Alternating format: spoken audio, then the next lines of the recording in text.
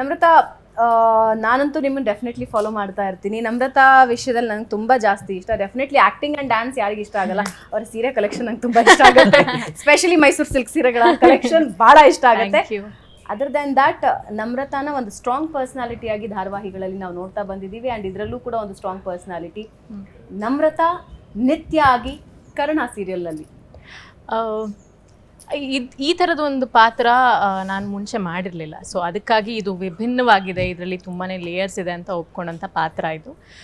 Of course ನನಗೆ ಏನಂತಾರೆ ಸ್ಟಾರ್ಟಿಂಗಲ್ಲಿ ಏನಂತಾರೆ ಅಷ್ಟು ಸೀನ್ಸ್ ಆಗಿರ್ಬೋದು ಅಥವಾ ಆ ಒಂದು ಪಾತ್ರನ ಪೋರ್ಟ್ರೇ ಮಾಡೋದಕ್ಕೆ ಅಷ್ಟಾಗಿ ಚಾನ್ಸ್ ಸಿಕ್ಕಿಲ್ಲ. ಬಟ್ ಇತ್ತೀಚಿನ ಎಪಿಸೋಡ್ಸಲ್ಲಿ I think I am getting more scenes ಆಗಿರ್ಬೋದು ಅಥವಾ ಈ ಒಂದು ಕರ್ಣನ ಒಂದು ಕಥೆಯಲ್ಲಿ ನನ್ನ ನಿತ್ಯದ ಏನು ರೋಲ್ ಏನು ಪಾತ್ರ ಅನ್ನೋದು ಈಗ ರಿವೀಲ್ ಆಗ್ತಾ ಇದೆ. ಸೊ ಐ ಆಮ್ ಬೇಸಿಕ್ಲಿ ಇವಾಗ ಒಂಥರ ಖುಷಿ ಇದೆ. ಜಾಬ್ ಸ್ಯಾಟಿಸ್ಫ್ಯಾಕ್ಷನ್ ಅನ್ನೋದು ನನಗೆ ಟು ಬಿ ಆನೆಸ್ಟ್ ಮುಂಚೆ ಇರಲಿಲ್ಲ ಸ್ಟಾರ್ಟಿಂಗಲ್ಲಿ. ಹೌದಾ? ಬಟ್ ಈಗ ಇತ್ತೀಚೆಗೆ ಬರ್ತಾ ಇರೋ ಸೀನ್ಸಲ್ಲಿ ನಮ್ಮ ಏನಂತಾರೆ ಸ್ಕ್ರಿಪ್ಟ್ ನೋಡಿದಾಗ ಒಂದು ಸಿಗೋ ಖುಷಿ ಇದೆ ಗೊತ್ತಾ. ಅದನ್ನು ಆನ್ ಸ್ಕ್ರೀನ್ ಜನ ಇಷ್ಟಪಡ್ತಾ ಇದ್ದಾರೆ, ಅದ್ರ ಬಗ್ಗೆ ಮಾತಾಡ್ತಾ ಇದ್ದಾರೆ. ಎಲ್ಲೋದ್ರೂ ಅದ್ರ ಕರ್ಣ ಬಗ್ಗೆನೇ ಮಾತಾಡ್ತಾರೆ ಈ ಒಂದು ಸೀರಿಯಲ್ ಬಗ್ಗೆ ಅಂದಾಗ. ಸೊ ಅದೊಂದು job satisfaction. I am happy. So Karna ಸೀರಿಯಲ್ನ ನೋಡೋ ಒಂದು ವರ್ಗ, ಅದು ಬರೀ ನಿಧಿ ನೋಡೋಕೆ ಮಾತ್ರ ಬರೋ ವರ್ಗ ಇದೆ. ದಟ್ ಈಸ್ ನಮ್ಮ ಕ್ಯೂಟ್ ನಿಧಿ. ನಿಧಿಯಾಗಿ ಎಲ್ಲರ ಮನಸ್ಸಿನಲ್ಲಿ ಜಾಗ ಮಾಡ್ಕೊಂಡಿದ್ದಾರೆ. ನಿಧಿ ಅಳೋದನ್ನ ನೋಡಿ ಎಷ್ಟು ಜನ ಕಣ್ಣೀರು ಹಾಕಿದ್ದಾರೆ ಅಂದರೆ ಕೆಲವೊಂದು ಸೀಕ್ರೆಟ್ ಶಾರ್ಟ್ಸ್ ಕೂಡ ನಮಗೆ ಸಿಕ್ಕಿವೆ. ಸೋಷಿಯಲ್ ಮೀಡಿಯಾದಲ್ಲಿ ಸಿಕ್ಕಾಪಟ್ಟೆ ಓಡಾಡ್ತಾ ಇವೆ. ಅದು ಎಲ್ಲೆಲ್ಲಿಂದ ತರ್ತಾರೋ, ಯಾವ ಖುಷಿಗೆ ತರ್ತಿದಾರೋ ಗೊತ್ತಿಲ್ಲ. But they are enjoying very much. ನಿಮ್ಮ ಜರ್ನಿನ ಅವರು ತಮ್ಮ ಜರ್ನಿ ಅನ್ಕೊಂಡು ಎಂಜಾಯ್ ಮಾಡ್ತಾ ಇದ್ದಾರೆ.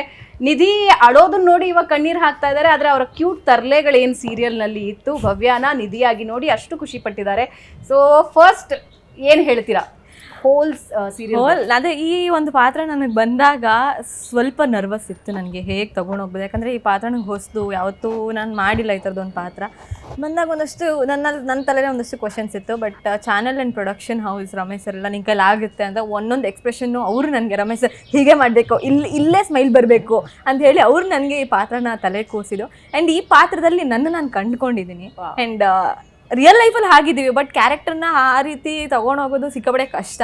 ಸೊ ಈ ಪಾತ್ರದಲ್ಲಿ ನಾನು ತುಂಬ ಕಂಡ್ಕೊಂಡಿದ್ದೀನಿ. ಆ್ಯಂಡ್ ಮೊನ್ನೆ ಎಪಿಸೋಡ್ ನೋಡಿ ನನ್ನಮ್ಮ ಲಿಟ್ರಲಿ ಕಾಲ್ ಮಾಡಿ ಶೀಸ್ ಕ್ರೈ.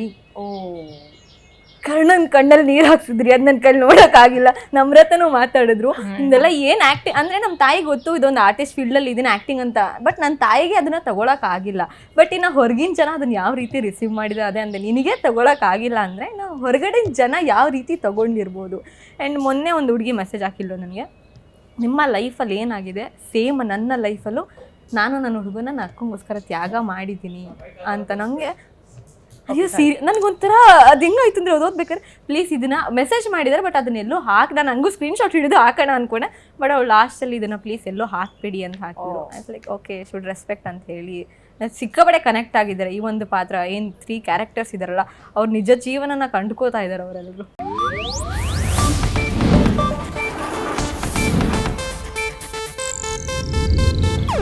ಇದು ಏಷ್ಯಾನೆಟ್ ನ್ಯೂಸ್ ನೆಟ್ವರ್ಕ್ ಪ್ರಸ್ತುತಿ.